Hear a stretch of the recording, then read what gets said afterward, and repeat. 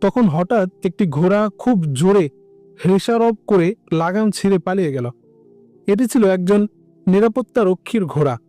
আরোহী তখনও ঘোড়ার পিঠে বসতে পারেনি। এর আগে অজানা আতঙ্কে চম্পট দিল ঘোড়া। সবাই দেখতে পেল 3 থেকে 3.5 ফুট লম্বা একটি সাপ ঘাসের উপর গড়াচ্ছে। জায়গাটি ছিল ঘন সবুজ ঘাসে আচ্ছাদিত। ছোট ছোট আগাছা জাতীয় গাছে থোকা থোকা ফুল ফুটে রয়েছে। প্রকৃতি যেন পরিকল্পিতভাবে জায়গাটিকে রং বেরঙের বৃক্ষাদি লাগিয়ে অপরূপ সাজে সাজিয়েছে। ছোট ছোট টিলা আর উঁচু নিচু খানাখন্দকের মাঝে মাঝে সমতল জমিন। এ যেন কোনো দক্ষ ভাস্কর্যের তৈরি মনোরম মনোসেন্ট। সাপ দেখে সামান ও খাদ্য সামগ্রী বোঝাই উট ও ঘোড়া ছুটে পালালো। ঘোড়া ও খচ্চরগুলোকে পালাতে দেখে সবাই ওগুলোকে ধরতে পিছু পিছু দৌড়ালো।